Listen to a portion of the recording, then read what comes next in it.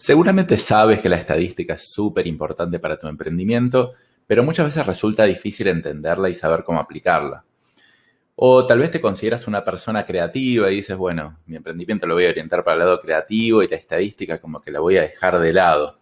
O tal vez sí eres una persona que le interesa y entiende algo de estadística, pero lo único que haces es mirar reportes y no tomas decisiones al respecto, simplemente observas lo que está pasando. Y a veces también pasa que si usas las estadísticas para la toma de decisiones, es muy probable que caigas en los llamados sesgos cognitivos, es decir, que haya pequeños errores en la estadística que no te permitan tomar la decisión correcta, pero tú no te estás dando cuenta y piensas que estás tomando una decisión racional cuando en realidad los datos están errados. Yo creo que a muchas personas no les gusta o no saben usar la estadística porque simplemente nos la explicaron mal. Eh, en general no te la explican cómo aplicar para tu negocio, ejemplos prácticos de la vida real. Entonces, en este capítulo yo lo que voy a tratar de hacer es explicarte la estadística de manera súper sencilla y con casos aplicados a un emprendimiento para que tú lo puedas aplicar a tu negocio y así poder mejorarlo, tomar mejores decisiones y bueno, llevar tu emprendimiento para el camino que tú elegiste y puedas lograr tus objetivos. Mi nombre es Daniel Pressman, soy economista, emprendedor y empresario y creé Estilo Rentable para ayudar a emprendedores y dueños de pymes a ser más rentables y a mejorar su estilo de vida.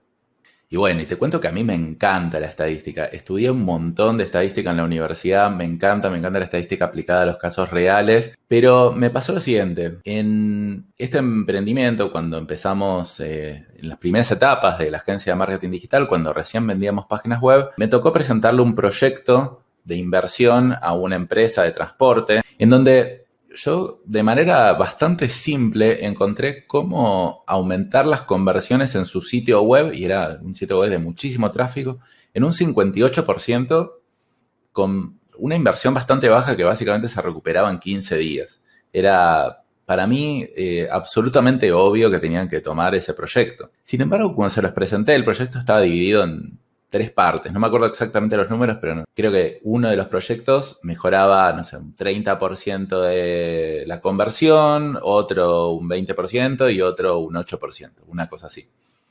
Entonces los presento ante el dueño, ante los gerentes y todo. Y la verdad que me descartaron todos los proyectos menos el menos rentable. Que creo que no era 8%, era un 2%, una cosa así. Yo digo, espera, no entiendo nada. O sea, ¿cómo es que eligieron este proyecto? O sea, de última elegí los otros y no este, pero no este que es el que es menos rentable de todo. Ahí es cuando empecé a entender que la verdad que las decisiones no se toman por números. Se ve que se toman por confianza, se toman por visión o por otro tipo de cosas, porque claramente ellos tenían los números ahí. No creo que hayan dudado de esos números, pero sin embargo tomaron la decisión de otra manera. Entonces el concepto central de este capítulo es que hay que comprar estadísticas, pero vender historias. Es decir, nadie compra estadísticas, nadie compra algo porque genera un 2% más de nada. Por ejemplo, la marca de parlantes Bose se negó durante mucho tiempo y hasta ahora en poner las características técnicas de sus productos. Y los competidores dicen, no, nosotros tenemos mejores características técnicas que ustedes, mejor sonido y todo, ¿por qué no ponen cuáles son las características? Así nos comparamos. Y Bose nunca lo hizo. Y sigue siendo uno de los líderes en el mercado. Entonces es muy importante entender que lo que hay que vender o lo que la otra persona quiere comprar no son siempre números, son otras cosas, son lo que van a sentir con lo que están comprando. Sin embargo, a la hora de elegir nosotros comprar, es importante analizar la estadística, porque la verdad también hay muchos vendehumo que lo que quieren hacer es manipularnos con las historias y llevarnos a tomar una decisión que tal vez no es la mejor para nosotros. No es que siempre esto pase, pero es bastante probable. Te llevan a tomar una decisión que no es la mejor para ti. Entonces es muy importante comprar estadísticas, es decir, saber leer no solo la estadística, sino la persona, pero cuando vendes, saber que la gente no quiere comprar estadísticas, quiere comprar historias. Por eso también yo en este capítulo te lo explico de esta manera. Si no, te haría un capítulo súper numérico. Es más, cuando busqué en YouTube alguna información para hacer el contenido para este capítulo, encontré todas cosas súper técnicas y bastante aburridas. Entonces, mi objetivo es contarte en modo historia, obviamente tratando de no sesgar estadísticamente, que ahora vamos a hablar de qué significa, conceptos para que termines entendiendo la estadística de forma más fácil. Entonces, recuerda, concepto general, comprar estadísticas y vender historias. Bueno, y obviamente hay un montón de cosas estadísticas que podemos hablar. Me encantaría saber si te interesa este tema porque puedo hacer, no sé, 10, 20 capítulos de esto. Pero bueno, vamos a empezar, vamos a simplificar y voy a dividir este episodio en dos partes. La primera parte es cómo leer las estadísticas para que no te engañen y para que no te engañes, porque la verdad que uno mismo se suele engañar con las estadísticas también. Y en la segunda parte vamos a ver estadísticas para la toma de decisiones. Entonces, empecemos con la primera. Lo primero que hay que entender de la estadística es que es súper manipulable. Parecería que todo lo que esté en un Excel, bueno, no puede ser muy discutido porque son datos. Y no, no es así.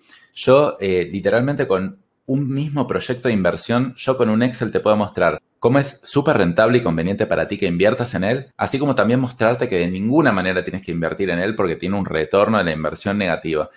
Me sería muy fácil hacerlo y me sería muy fácil explicártelo de esa manera. Sin embargo, obviamente trato de no hacerlo, trato de mostrar datos reales, pero es muy fácil de engañar, muy fácil de autoengañarse, porque también uno mismo suele poner los números como profecía autocumplida. Es decir, si yo quiero lograr algo, si yo quiero conseguir una meta, es muy probable que inconscientemente toque los números o retoque los números de la manera que esos números comprueben lo que yo quiero comprobar. Y esto lo hacemos todos, todo el tiempo. Puede ser consciente, puede ser inconsciente. Yo todo el tiempo estoy mirando mis propios números para tratar de sacar mis propios sesgos mentales. Y por ejemplo, para mí, el tema del COVID fue de las mayores mentiras estadísticas que hubo en los últimos tiempos. Un montón de errores, un montón de sesgos. No me voy a meter con ese tema ahora, pero la verdad, el no saber leer las estadísticas nos hace creer en lo que dice una persona o una institución. Y la verdad que es muy importante aprender a leerlas. Y las primeras cosas que tienes que saber es qué significan los sesgos cognitivos y cuáles pueden ser, y ahora te voy a mostrar algunos ejemplos. Un sesgo cognitivo es cuando yo interpreto algo de manera errónea, elaboro un juicio demasiado rápido, sin toda la información relevante para poder hacerlo, y a pesar de yo creer estar tomando una decisión racional, en realidad no lo es un juicio de valor. ¿Por qué hay que entender esto y por qué todos caemos en los sesgos cognitivos? Básicamente porque en el pasado era mucho más importante ser veloz que ser preciso. Imagínate la situación de un cavernícola o dos cavernícolas donde ven una sombra de un animal. Y la verdad que uno, no sé, asume rápidamente que es un tigre y sale corriendo rápido. Y el otro se queda pensando, a ver, ¿este animal será un tigre o será un perrito bueno? Y bueno, al final, si era un perrito bueno, perfecto, no pasa nada. Pero si era un tigre, a la segunda persona se la comió y el primero se salvó. Entonces, históricamente fue muy importante para nosotros tomar decisiones rápidas y elaborar estos juicios o tener estos sesgos cognitivos. Pero la verdad que en el mundo moderno nos pueden jugar muy en contra. Y todos caemos en sesgos cognitivos. Yo caigo en sesgos cognitivos. A mí me encanta la estadística.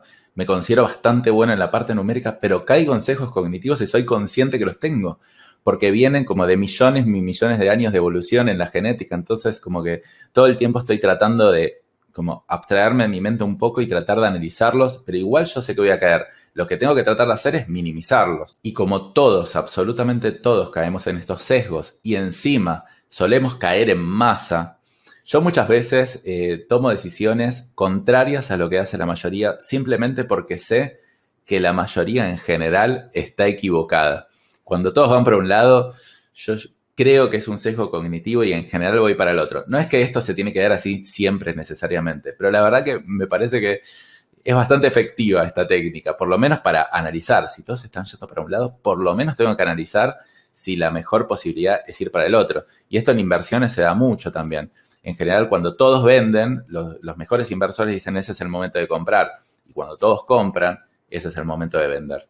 Entonces aquí te voy a pasar a dar algunos ejemplos para que te puedas concientizar y los trates de interpretar y distinguir. Entonces, sobre el primer tema que te voy a comentar son sobre los muestreos representativos y aleatorios. Ahora te voy a contar qué es esto. Te lo voy a contar con un ejemplo. Imagínate que tú eres un inversor o tienes un pequeño capital que quieres invertir y viene alguien que tiene un proyecto en mente y dice, mira, le pregunté a 5 personas sobre este proyecto y la verdad que me opinaron que es increíble, que lo comprarían, que consumirían mi producto, así que bueno, invierte en mí. Hay 3 problemas con esto. 1, 5 personas no es una muestra representativa. Esto voy a hacer una enorme simplificación, pero básicamente una muestra representativa quiere decir ¿Realmente esas 5 personas representan a mi mercado objetivo? ¿No son muy pocos? ¿Qué pasa si de casualidad 2, por algún motivo, opinaron muy parecido, pero no representan a mi mercado? Entonces, para tener una muestra estadísticamente representativa, en general yo tengo que tomar una muestra mínima de 30. Es decir, yo le tendría que decir a esa persona, genial que a 5 personas le gustó tu proyecto, pero me gustaría que hagas un análisis con 30 personas, porque la verdad que es poco representativo la cantidad de personas a las que le preguntaste sobre el tema.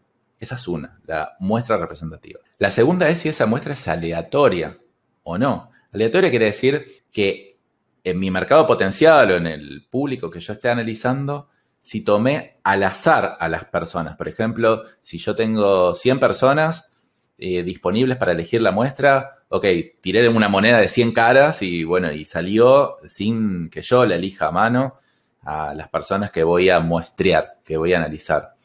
Y en este caso, seguramente si yo le pregunto a ver cómo elegiste a las personas, no, elegí a mis amigos, a mis conocidos. Son personas que están en un ambiente, no representan a mi mercado objetivo real. Entonces, no solo esa no era una muestra representativa, sino que tampoco era aleatoria. Entonces le tendría que decir, bueno, no solo tienes que volver a ir a hacer la encuesta o la entrevista a 30 personas en vez de 5, sino que esas 30 personas tienen que ser elegidas de manera azarosa dentro de todo. Y el tercer tema, que no es necesariamente estadístico, pero es cómo le pregunto a la otra persona si le gustó mi proyecto. Por ejemplo, yo tengo un proyecto de una plataforma, una aplicación para conectar gente que ofrece servicios de electricidad y gente que los quiere consumir.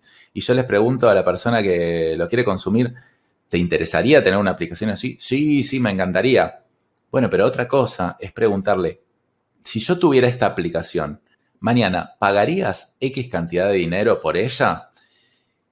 La respuesta de la persona va a ser totalmente diferente según cómo es la pregunta, porque una cosa es si te gusta, otra cosa es si tienes la intención de pagar, y bueno, y otra cosa diferente es si realmente vas a pagar, pero por lo menos para una encuesta con la intención de pagar alcanza. Entonces, tiene el error del muestreo que no es representativo, que no es aleatorio y que encima está mal formulada la pregunta. Entonces digo, no tiene ninguna relevancia tu proyecto de inversión. Ve a hacerlo de nuevo. Entiendo que tal vez cometiste un error y no sabes cómo hacerlo, pero más vale que lo hagas bien y lo pases objetivo porque si no, no me genera confianza a mí para invertir. Bueno, esto puede ser como parándome en el rol de inversor, pero también puede pasar con pequeñas inversiones que tengas que hacer dentro de tu emprendimiento o interpretar si un empleado tuyo te está dando los datos de la manera correcta o no. Hay un montón de aplicaciones. Te quise dar simplemente un ejemplo. Vamos entonces al segundo concepto, que son las rachas versus las tendencias. ¿Cómo sé si algo está teniendo tendencia positiva o si simplemente fue una racha? Por ejemplo, viene mi vendedor y me dice, Daniel, estoy vendiendo súper bien. La semana pasada tuve 5 ventas, que es el doble de lo que suelo tener en promedio. La verdad que estoy vendiendo súper bien y tengo una buena proyección de ventas. Pero yo digo, a ver, ¿será una racha o una tendencia? Para simplificarlo es muy parecido a la parte anterior. ¿Cuántas muestras estás tomando? A ver, ¿alcanza a ver solo una semana? ¿Alcanza a ver, no sé, 10 prospectos que gestionaste para analizar tu tasa de cierre? ¿O tengo que tomar una muestra más grande? Tengo que irme 2 meses para atrás. Cuanto más larga sea la muestra que yo tengo, o más grande, más chances hay de que lo que estoy mirando sea una tendencia y no sea una racha. Por ejemplo, si yo tiro una moneda 1000 veces, que tiene 50% de probabilidad de caer cara y 50% de caer seca, es bastante probable que haya 10 veces seguidas que caigan cara. Y eso no quiere decir que cambió la probabilidad, sino que quiere decir que es una racha.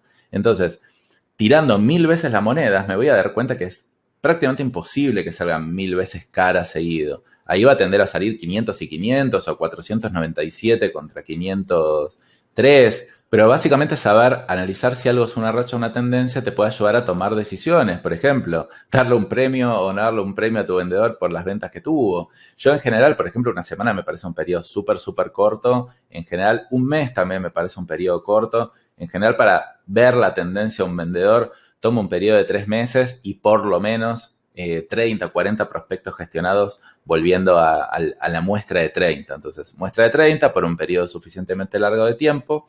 Entonces ahí me di cuenta que es una tendencia y no una racha. Y menciono el ejemplo de ventas porque en ventas hay muchísimo sesgo. El vendedor se emociona muchísimo cuando le está yendo bien y se deprime cuando le está yendo mal. Y yo en general le digo, ninguna de las dos es cierto. Ni eres tan bueno como crees cuando vendes mucho, ni eres tan malo como crees cuando vendes poco. Porque lo que tú estás viendo son rachas y no son tendencias. Entonces yo lo tengo que ayudar al vendedor a ver un panorama un poco más general y decirle, ok, entiendo que te sientas bien, está buenísimo que te sientas bien porque vendiste mucho, pero ten en cuenta que esta no es tu tendencia, fue una racha, entonces hay que seguir mejorando de todas maneras. Y lo mismo para que no se deprima cuando está vendiendo mal. Ok, agarraste una muestra muy chica, sigue así, no te preocupes, no cambies nada todavía. Sigue probando un poco más y si vemos que en 1 o 2 semanas sigue esta tendencia, entonces bueno, sí, ya se volvió una tendencia en una racha. Otro sesgo es que en general solemos pensar que el pasado proyecta el futuro. Y esto tiene un poco que ver con las tendencias que hablábamos en la parte anterior. Es que una tendencia venga al alza. ¿Quiere decir que necesariamente vas a ir al alza? No siempre es así. Puede ser un indicio, pero no puede ser una conclusión. Esto se da mucho en el mundo de las acciones. Por ejemplo, yo digo, ok, las acciones de Amazon vienen subiendo un montón. Entonces, ¿eso quiere decir que van a seguir subiendo? No, para nada, no necesariamente. O la gente que invierte en Bitcoin, que se creen increíbles inversores porque compraron un Bitcoin barato y ahora vale mucho más. Y te dicen que eres un tonto por no comprar Bitcoin porque la tendencia está al alza, entonces esto va a seguir subiendo. Y yo les digo, puede ser, pero no sabes, porque que haya subido en el pasado no quiere decir que siga subiendo en el futuro. El pasado no proyecta futuro. Entonces, cualquier cosa que te muestren y que te quieran hacer tomar una decisión por lo que pasó en el pasado, está bien tenerlo en cuenta, porque que haya una buena tendencia tiene sentido tenerlo en cuenta, pero tienes que meter otras cosas en juego. Por ejemplo, ok, cuéntame tu proyección a futuro, muéstrame tus números más detalladamente, ¿se están cumpliendo todos de la misma manera? ¿Cómo piensas que esto va a seguir evolucionando? Y bueno, analizar un poco más las proyecciones a futuro que la tendencia del pasado. Porque también las tendencias de consumo cambian. O sea, tal vez tu consumidor quiso mucho una cosa en un momento y después tal vez en el futuro cambia. Entonces yo quiero ver tus planes más a nivel de detalle. Y de las cosas más importantes en estadística es, ¿estoy viendo todo el panorama general o me están tratando de limitar a ver una información específica? ¿Qué es lo que está ahí pero no se ve o no me están mostrando? Te doy un ejemplo. 8 de las 10 empresas más valiosas del mundo son empresas tecnológicas o empresas digitales. Es un montón. Entonces yo podría pensar, claro, yo tengo que armar una empresa digital. Esa es la manera de tener 80% de probabilidad de éxito. Y no es así, porque ahí solo estoy viendo la muestra de un grupo de empresas que cuando les va bien, les va muy bien, pero hay un montón de empresas que empezaron en la era digital y les fue súper mal. De hecho, la inversión en empresas digitales así súper tecnológicas tiene un retorno esperado negativo. Hay mucha más gente que le va mal que le va bien. A Facebook le fue bien y vale miles de millones de dólares. Pero en promedio, si uno ve todos los proyectos tipo Facebook que surgieron y saca la cuenta, en general el retorno de esa industria es negativo. No quiere decir que no te tengas que meter en esa industria necesariamente, pero no tienes que tomar una decisión como los números aparentan, como yo te comenté, que 8 de las 10 empresas más importantes del mundo son empresas tecnológicas. Ese es un dato sesgado y limitado. Es decir, no te dice el panorama general y tú tienes que aprender a ver lo que no se ve y esto es la verdad que es bastante difícil. Pero básicamente la mentalidad tiene que ser de escéptico. Tienes que dudar de todo y tienes que preguntarte si hay cosas que no te están mostrando que deberías estar viendo. La verdad que la estadística es un tema bastante complejo, pero la verdad que se puede aplicar bastante de manera práctica. No es que vas a eliminar todos tus sesgos de primera mano, pero por lo menos meterte como en un camino de ida. Y la verdad que lo que te tengo que recomendar es que dudes de todas las estadísticas. La mayoría de los informes y reportes internacionales de las empresas o gobiernos más prestigiosos es bastante probable que estén sesgados estadísticamente. El tema con la estadística es que es muy difícil representar todas las variables del mundo.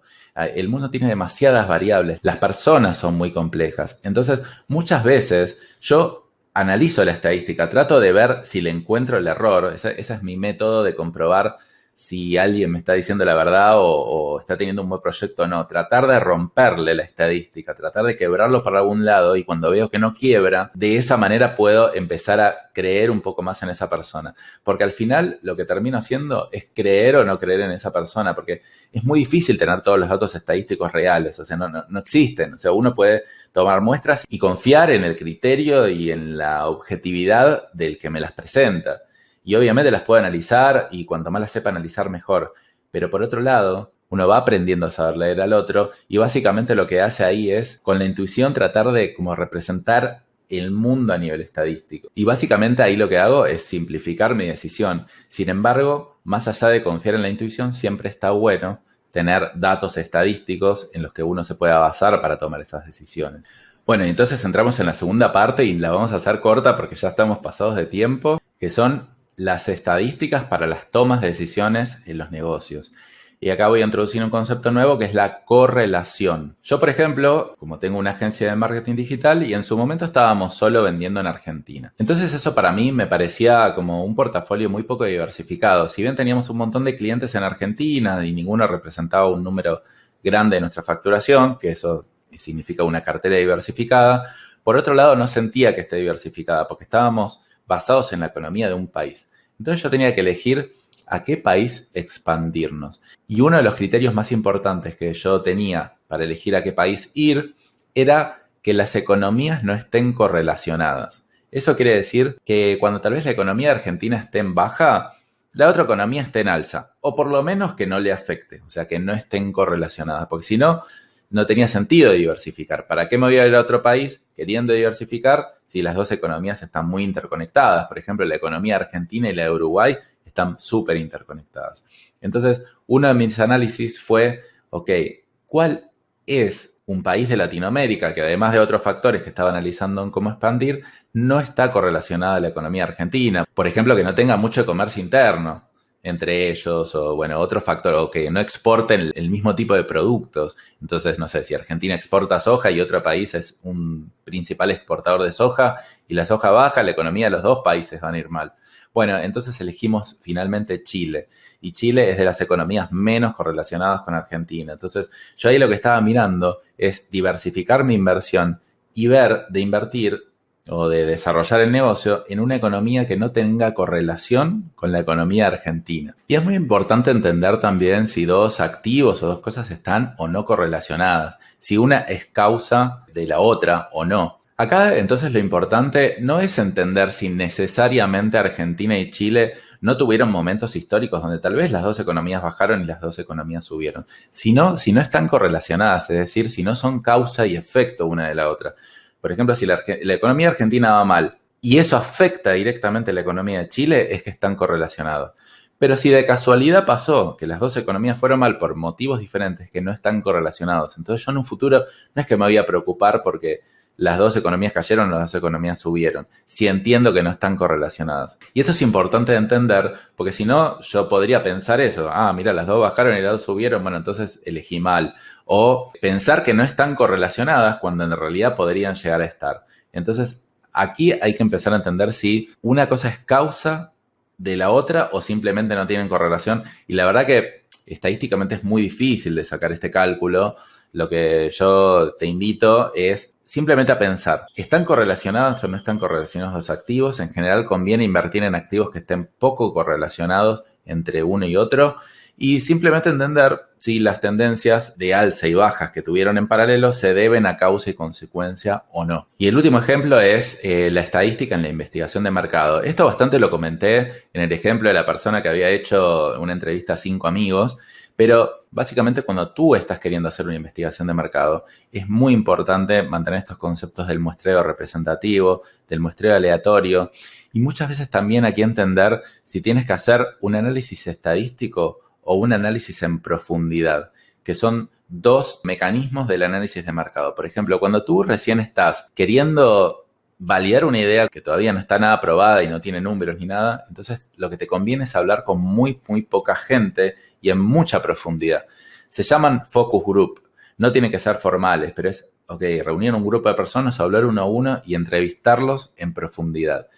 eso no es estadísticamente representativo. Tal vez fue lo que hizo esta persona al hablar con 5 amigos y tal vez como que sacó ciertos indicios, pero después hay que llevarlo a lo estadísticamente representativo y hacerlos a modo de encuestas. Pero también muchas veces nosotros vamos directamente a la estadística sin entender el fondo. Entonces decimos, bueno, mira, estadísticamente tal me respondió tal pregunta, pero ¿fue la pregunta correcta esa la que te tenía que hacer o tenía que hacer otro tipo de preguntas? Entonces, muchas veces es muy importante dejar un poco la estadística de lado en una primera instancia y acercarte a tu cliente.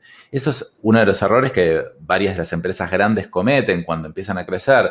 Cuando una empresa es chica, el CEO está como muy cerca del cliente, habla con los clientes y conoce las tendencias del mercado todo el tiempo. Después seguramente las traduce a estadísticas, pero está mano a mano. Cuando el distanciamiento entre el CEO y el cliente es muy lejano, que tiene un gerente, un subgerente, un jefe y lo que sea, y va leyendo la información solamente a través de la estadística, muchas veces tiene la posibilidad de caer en estos sesgos estadísticos. Entonces es muy importante saber cuándo tengo que hacer un muestreo estadístico como investigación de mercado. Eso puede ser el caso cuando yo ya tengo un montón de clientes y quiero hacer una encuesta de satisfacción. Y otras cuando tengo que acercarme directamente al cliente para volver a entender qué preguntas hacer para ver qué estadística necesito tener. Y por último, para cerrar, te quiero contar que para mí las decisiones más importantes en la vida no se toman por estadística, se toman por intuición y por visión. La estadística sirve para tomar pequeñas y medianas decisiones, pequeños cambios de rumbo y no grandes cambios de rumbo, porque la verdad que es muy difícil representar todo lo que nosotros queremos en un modelo de datos estadísticos. Por eso ahí nuestra intuición es muy importante. Y muchas veces podemos tomar decisiones que son estadísticamente correctas, pero nos van a llevar por el camino equivocado, entonces no vamos a estar satisfechos con la decisión. Entonces, para pequeñas decisiones o pequeñas decisiones de inversión o tomas de decisiones o para no caer en sesgos estadísticos, está perfecto usar la estadística, pero no para tomar las grandes decisiones en la vida. Por eso es muy importante que tengas una visión clara, a dónde quieres llegar y después de ahí empezar a bajar y medir cuáles son los proyectos y cómo los tengo que analizar y qué estadísticas tengo que mirar para que esas estadísticas representen lo que yo quiero lograr, a dónde es que quiero llegar. Por eso, hazle mucho caso a tu intuición, haz lo que sientes o por lo menos guíate por lo que sientes. Luego, bájalo a números y trata de eliminar tus sesgos estadísticos, pero eso no quiere decir que las estadísticas tengan que dominar tus decisiones. Entonces, un correcto balance entre visión, intuición y estadística te va a hacer ser un emprendedor súper, súper exitoso. Bueno, espero que te haya gustado este capítulo de estadística. No te olvides de suscribirte al canal de YouTube o al podcast o donde estés mirando este capítulo porque vamos a estar hablando de muchos otros temas para emprendedores, de negocios, de estadísticas, de economía, de recursos humanos, de un montón de cosas. Así que te recomiendo que te suscribas para que te lleguen nuestras notificaciones. Así que bueno, espero de nuevo que te haya servido. A mí me encanta hablar de esto. Y bueno, nos vemos la próxima semana. Hasta luego.